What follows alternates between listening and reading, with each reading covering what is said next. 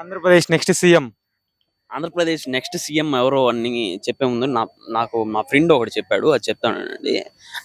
CM అవ్వాలంటే ఒక qualification పెట్టాలి bro. First of all CM అవ్వాలంటే ఒక క్వాలిఫికేషన్, అట్లీస్ట్ ఐఏఎస్ అయి ఉండాలి. ఐఏఎస్ అయి ఉండాలి, ఆ క్వాలిఫికేషన్ ఉండాలి. ఆ క్వాలిఫికేషన్ ఉన్న వాళ్ళే అడ్మినిస్ట్రేషన్ కానీ అన్నీ చేయగలరు. అవన్నీ ఏం తెలియకుండా ఊరికే సీఎం అయిపోయి ఏదో డిగ్రీ చేసి సీఎం అయిపోయి అలాగా ఉండకూడదు అసలు. ఎవడైతే ఐఏఎస్ క్వాలిఫికేషన్ ఉంటుందో అలాంటి వాళ్ళకి సీఎం పోస్ట్ ఇవ్వాలి. ఎవరికి పడితే వాళ్ళకి సీఎం పోస్ట్, నేను సీఎం అవుతానంటే సీఎం ఇవ్వడానికి కుదరదు. అలా ఎప్పుడైతే పెడతారో మన స్టేట్ డెవలప్ అవుద్ది, మన కంట్రీ డెవలప్ అవుద్ది. ఆటోమేటిక్గా అన్నీ డెవలప్ అవుతాయి, అన్ని డెవలప్మెంట్ అవుతుంది. డెవలప్మెంట్ లేనిదే మనకి వేస్ట్ కదా. ఇవన్నీ సీఎంలు అవి సీఎంలు, నేను సీఎం అని చెప్పుకోవడానికే బాగుంటాయి. సీఎం చెప్పుకొని ఏం లాభం. కానీ ఇంకొక పరంగా ఆలోచిస్తే ఎడ్యుకేషన్ ఒకటే కాదు, నాలెడ్జ్ కూడా ఉండాలి అని అనుకుంటాం. నాలెడ్జ్ పరంగా చూసుకుంటే ఎక్స్పీరియన్స్ని బేస్ చేసుకొని సీఎం పదవి ఇవ్వాలి అని అనుకుంటాం. ఎక్స్పీరియన్స్ని బేస్ చేసుకుని అంటే మనకు తెలిసిన వాళ్ళలో ఎక్స్పీరియన్స్ క్యాండిడేట్స్ ఉండేది చంద్రబాబు నాయుడు ఎక్స్పీరియన్స్ క్యాండిడేట్స్ ఉన్నారు. తర్వాత చంద్రబాబు నాయుడు దాంట్లో బీజేపీ బీజేపీ వాళ్ళు జాయిన్ అయ్యారు కాబట్టి కేంద్రం నుంచి హెల్ప్ ఉంటుంది. తర్వాత ఆటోమేటిక్గా ఈ చంద్రబాబు ఎక్స్పీరియన్స్ యాడ్ అయ్యి కొంచెం ఏదన్నా డెవలప్మెంట్ జరగవచ్చు అని ఆశిస్తున్నాం. అంతేగాని వాళ్ళు గెలిచేస్తారని చెప్పట్లేదు, వాళ్ళు ఆశిస్తున్నాం. ఈసారి జగన్ ఏదో చేశారు, కొంచెం జగన్ చేసిన వాటిలో కూడా కొన్ని బాగున్నాయి.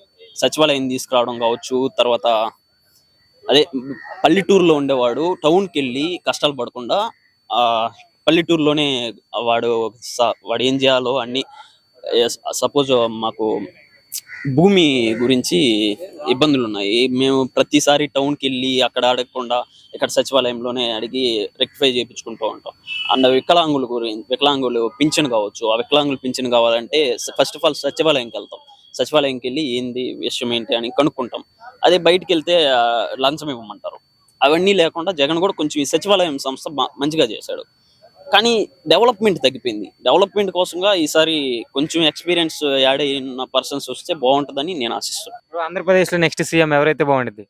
నెక్స్ట్ సీఎం అంటే ఇప్పుడు ప్రజెంట్ సిచ్యువేషన్స్ వస్తున్నారు కాబట్టి నెక్స్ట్ అయితే టీడీపీ జనసేన కొలాబ్ అయ్యారు కాబట్టి కొలాబ్ అయితే బాగుంటుంది. ఎందుకంటే ఇప్పుడు ప్రెసెంట్ పవన్ కళ్యాణ్ ఉన్నారు, మేబీ పవన్ కళ్యాణ్ రాకపోవచ్చు, బట్ అతని ఇంటెన్షన్స్ క్లియర్గా ఉంటాయి కాబట్టి జనాలకి చేయాలనుకున్నాడు, జనాలకి మంచి చేయాలనుకున్నాడు, జనాల గవర్నమెంట్ కావాలనుకున్నాడు కాబట్టి బాగుంటుంది. ఎందుకంటే పవన్ కళ్యాణ్ ఇంటెన్షన్స్ అండ్ చంద్రబాబు నాయుడు గారి ఎక్స్పీరియన్స్ రెండు కొలాబ్ అయితే ఒక మంచి భవిష్యత్తు ఉంటుంది, భావితరాలకు భవిష్యత్తు ఉంటుంది. ఇంకోటి ఏంటంటే ఆదాయం అనేది పెరిగి ఇన్ఫ్లేషన్ కూడా తగ్గింది అనుకో, ఈ రాష్ట్రం బాగుపడడానికి ఇదే కాకుండా పక్క రాష్ట్రాలు కూడా గుడ్ ఎగ్జాంపుల్ అవుతుంది.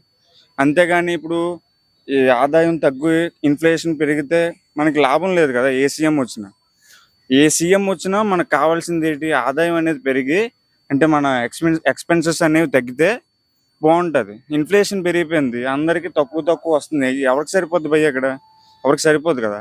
సో దాన్ని బట్టి ఇప్పుడు ఏంటంటే ప్రెసెంట్ వచ్చే సీఎం ఏ సీఎం అయినా, ఈవెన్ మళ్ళీ జగనే వచ్చినా ఆదాయం అనేది పెరిగితే ఎక్స్పెన్సెస్ అనేవి తగ్గి అంటే ఇన్ఫ్లేషన్ తగ్గి భవిష్యత్తు ఉంటే అంటే మెయిన్ జాబ్స్ ఏంటంటే యూత్ ఇప్పుడు ఎక్కువ ఉన్నారు, సీనియర్ సిటిజన్స్ ఉన్నారు కాదన్ను, అప్పుడు జాబ్స్ వచ్చాయనుకో బాగుంటుంది. ఎందుకంటే యూత్ ఉన్నారు ఇప్పుడు ప్రెసెంట్, మనకి మ్యాన్ పవర్ ఎక్కువ అవుతుందంటే యూత్ ఎక్కువ ఉన్నారు, ఇక్కడ చదువుకుంటున్నారు, బాగుంది. Jaganmohan Reddy education literacy rate అనేది బాగా ఇస్తున్నాడు, బాగుంది. బట్ ఏంటంటే ఎడ్యుకేషన్ ఒకటే ఉంటే సరిపోదు, ఎడ్యుకేషన్తో పాటు నెక్స్ట్ ఇది కూడా ఉంటే ఏంటంటే జాబ్స్, నెక్స్ట్ దాని తర్వాత ఏంటనేది నెక్స్ట్ దానికంటూ ఒక జాబ్ ఫెసిలిటీ, అకామిడేషన్ ఇలాంటివి ఉంటాయి కదా. ఆ జాబ్స్ అనేవి యూత్కి ఉంటే పక్క రాష్ట్రాలకు వెళ్ళిపోకుండా ఇదే రాష్ట్రంలో ఇక్కడే చదువుకొని ఇక్కడే కష్టపడి ఇక్కడే సెటిల్ అవ్వడానికి కూడా బాగుంటుంది. అది ఇక్కడ చదువుకొని పక్క రాష్ట్రాలకు వెళ్ళిపోతే అక్కడ వాళ్ళకి బెనిఫిట్, కానీ ఇక్కడ రాష్ట్రంలో జనాభా తగ్గిపోద్ది, డెవలప్మెంట్ ఉండదు, ఎవరు ఉండరు కదా. సో దాన్ని బట్టి ప్రజెంట్ సీఎం ఎవరైనా ప్రజెంట్ ఇప్పుడు ఒకవేళ ఫర్ ఎగ్జాంపుల్ ఇప్పుడు కొలాబ్ అయ్యారు కాబట్టి ఆ కొలాబరేషన్లో జనసేన ఇంటెన్షన్స్ క్లియర్గా ఉంటే అండ్ చంద్రబాబు నాయుడు గారు ఎక్స్పీరియన్స్ యాడ్ అయితే రాష్ట్రం బాగుపడుతుందని ప్రెసెంట్ అంటే ప్రీవియస్ కన్నా ఇప్పుడు బాగా బాగుపడుతుందని నేను భావిస్తున్నాను. మేమైతే ఇక్కడైతే నార్మల్గా అయితే టీడీపీ వస్తుంది అనుకుంటున్నాం గాజువాక తరపు నుంచి అయితే. ఎందుకంటే అమర్నాథ్ గారు అయితే ఇక్కడ చేసింది ఏట్లేదు, ఆల్రెడీ అనకాపల్లిలో కూడా అతనికి చాలా బ్యాడ్ టాక్ ఉంది. ఏంటంటే ఇంకా అతనికి పేరు ఏంటంటే ఇంక కోడిగుడ్డు అని పేరు ఒకటి నిలిచింది. లాస్ట్కి ఇంకా అదొకటే అతనికి మిగిలి ఉన్నది. ఎంపీ స్థానంలో చూసుకుంటే మనకైతే ఖచ్చితంగా భరత్ గారు వస్తారు. ఆ డ్యామ్ షూర్గా. ఎంవివి ఇప్పుడు ఎంవివి లాస్ట్ ఎంవివి ఉండేవారు. అతను చేసింది ఏం లేదు, ఎక్కడ పడితే అక్కడ అక్రమ ఆస్తులు కబ్జా చేసేయడం, అంతస్తులు 20 అంతస్తులు 30 అంతస్తులు కట్టేయడం చేస్తున్నారు. ఇంకా దాన్ని బట్టి చూసుకుని వైసీపీ అయితే డ్యామ్ షూర్గా రాదు. 170 వైనాట్ 175 వైనాట్ 175 అంటున్నారు కానీ అందులో 175లో ఒక సీట్ కూడా వస్తుందని గ్యారంటీ లేదు. ఇక్కడైతే మాకైతే అభివృద్ధి వైసీపీ తరపు నుంచి అయితే అభివృద్ధి అయితే ఏం జరగలేదు. ఏదైనా ఇక్కడ మా ఊరు కార్పొరేటర్ గారి తరపు నుంచి జరిగింది. ఆ ఎమ్మెల్యే తిప్పల నాగిరెడ్డి గారు ఉన్నారంటే ఏదో వస్తాడు చూస్తాడు వెళ్ళిపోతాడు అయిపోయింది. అతను కూడా ఏం లేదు. పల్లా సీన్ గారు ఉన్నప్పుడు మాకు చాలా అభివృద్ధి కూడా జరిగింది. అప్పట్లోని ఈ చెరువు కూడా చాలా చాలా దారుణంగా ఉండేది. ఇక్కడే వాష్రూమ్స్ కదిరి వెళ్ళేయడాలు చేసేయడం లేదు. చాలా రోడ్డు కూడా చాలా చిన్న రోడ్డు ఉండేది. అతని హయాం వచ్చినప్పుడు కొంచెం రోడ్డు డెవలప్ అయ్యింది. నెక్స్ట్ చాలా చెరువు కూడా అతని హయాంలో ఉన్నప్పుడే అభివృద్ధి అయ్యింది. ఈ రోడ్డు విషయాలు ఊరు తుంగలం అంటే అప్పట్లో తుంగలం గ్రామం అనేది అసలు ఎవరికి తెలియదు. అసలు తుంగలం అంటే అది ఎక్కడమ్మని అడిగేవారు. ఇప్పుడు తుంగలం అంటే ఇప్పుడు గ్రేటర్ విశాఖలో ఇప్పుడు జీవీఎంసీలో చూసుకుంటే తుంగలం అనే 69వ వార్డు అనేది ఒక అభివృద్ధి ప్లేస్ లో 2వ స్థానంలో నిలుస్తుంది. ఇదైతే ఇప్పుడైతే మిగతా అందరం అయితే ఇక్కడ మాకు తుంగలం తరపు నుంచి అయితే 80% టీడీపీగా వస్తుంది. అసలు భరత్ గారు మీ దగ్గరికి ఎప్పుడైనా మీ గ్రామంలోకి వచ్చారా? భరత్ గారు అంటే ఇప్పుడు వరకు ఎప్పుడు రాలేదు. లాస్ట్ టైం ఇప్పుడు వచ్చి ఉండొచ్చు. లాస్ట్ టైం 2019 ఎలక్షన్ లో మేబీ వచ్చి ఉండొచ్చు. అప్పుడు మేము కొంచెం యూత్ కదా, అప్పుడు మేము ఇంకా అంత కాలేజ్ స్కూల్కి వెళ్ళిపోయాం కదా, మాకు అంతగా అప్పుడు ఓటోకి లేదు కదా, వాటి గురించి మాకు అంతగా అనుభవం అనేది లేదు. నీ ఫస్ట్ ఓటు ఎంపీకి ఎవరికి వేస్తావు? నా ఎంపీ ఓటు అయితే ఫస్ట్ అయితే కంపల్సరీ భరత్ గారికి వేస్తాను. ఎందుకు అంత కాన్ఫిడెంట్ తో చెప్తాను? ఎందుకంత కాన్స్టెంట్ గా చెప్తున్నానంటే అతను ఒక వెల్ ఎడ్యుకేటెడ్ పర్సన్. సో అతను వస్తే ఏమైనా కొంచెమైనా అభివృద్ధి వచ్చి కొంచెం కుర్రోళ్ళకి అందరూ మేము నియోజకవర్గంలో ఉద్యోగాలు లేక అటు ఇటు తిరుగుతున్నాం, ఊర్ల మీద అటు ఇటు తిరుగుతున్నాం. చదువుకొని కూడా మాకు ఏ ఉద్యోగాలు లేవు. నేను డిప్లొమా కంప్లీట్ చేసి ఇప్పటికి 2 years అవుతుంది. ఎక్కడో కూడా నాకు ఇప్పుడు వచ్చి ఏ బేస్ మీద డిప్లొమా బేసిక్ మీద ఏది కోర్స్కి మెకానికల్ కోర్స్ మీద కూడా నాకు ఇప్పుడు వచ్చి ఏం లేదు. అలా రోడ్డు మీద తిరగడం, ఏదైనా డ్యూటీ ఉంటే కూలి పని ఆడుతున్నారు, కూలి పనులకి వెళ్తున్నాం. ఉన్నది ఇక్కడ ఉండేదంటే ఒక సొంత ఇల్లు ఒకటే ఉంది. అమ్మఒడి కూడా కరెక్ట్గా రాలేదు మాకు. తంబ ఏమనేవారు కానీ తంబ ఇప్పుడు వెళ్ళేసినా అవ్వట్లేదు. ఆధార్ కార్డు అప్డేట్ చేయించుకో కేవైసీ చేయించుకో అని చెప్పేవారు. ఫైనల్ గా ఒక ముక్కలో మరి తెలుగుదేశం పార్టీ గురించి ఏం చెప్తావు? చంద్రబాబు నాయుడు గారు వస్తే కొంచెం చిన్నగా అభివృద్ధి అవుతుంది కదా అనుకున్నాం. అప్పుడు 2014 to 19 ఎలక్షన్లో అయితే చాలా అభివృద్ధి జరిగింది. అతను చాలా జాబ్స్ కూడా వేకెన్సీస్ కూడా తెచ్చారు, చాలా కంపెనీలు కూడా తెచ్చారు. ఇక్కడ మన వైజాగ్లో ఐటీ కూడా వచ్చిందంటే అతని ద్వారా వచ్చింది. ఇప్పుడు ఈ అమర్నాథ్ వచ్చిన తర్వాత ఏంటంటే ఏది ఐటీ ఇప్పుడు వచ్చి కడుతున్నారంటే ఇంకా అది ఎప్పుడు అవుతుందో.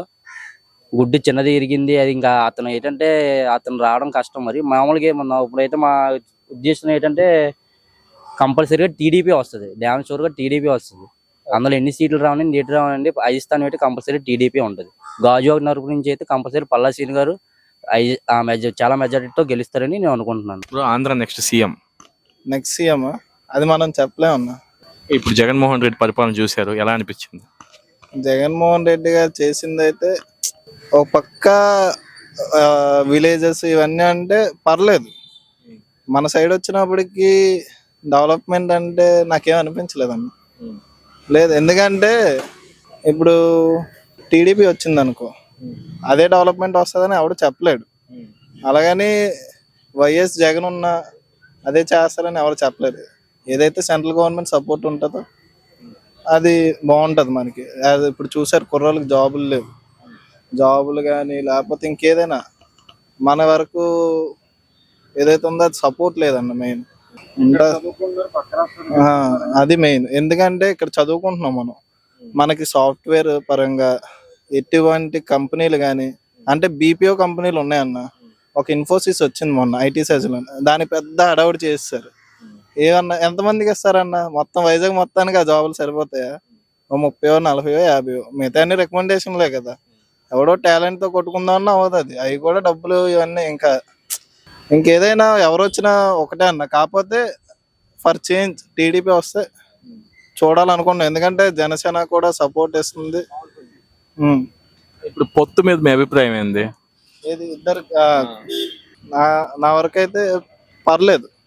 ఎందుకంటే లాస్ట్ టైము మాకు ఒక సర్టెన్ టైము మనకి కౌంటింగ్ వచ్చినప్పటికి జనసేన మందే అన్నట్టు వచ్చింది, గాజువాక వచ్చింది డిక్లరేషన్ కూడా వచ్చినట్టు వచ్చింది. లాస్ట్ మూమెంట్లో ఏమైంది, మళ్ళీ రీకౌంటింగ్ అన్నారు. దేనికన్నా రీకౌంటింగ్? ఏదో ఏదో ఉండదు కదా, మనం అది చెప్పలేం, అది అందరికీ తెలుసు. పొత్తు మీద అంటే ఏమో ఈసారి కూడా అదే జరగవచ్చు, కానీ ఏది జరిగినా టీడీపీ వస్తే బాగుంటుందేమో అనుకుంటున్నాను అంతే. మన ఐటీ మినిస్టర్ గుడివాడ అమర్నాథ్ చాలా కంపెనీలు తెచ్చారా? కంపెనీలు అంటే ఏమున్నాయన్న, పోనీ మీరు చెప్పండి, 4 కంపెనీలు చెప్పండి. ఏమున్నాయన్న, అప్పడాలు ఇవి అవి చెప్తున్నారు కానీ ఎప్పుడు మనకేం లేదన్న.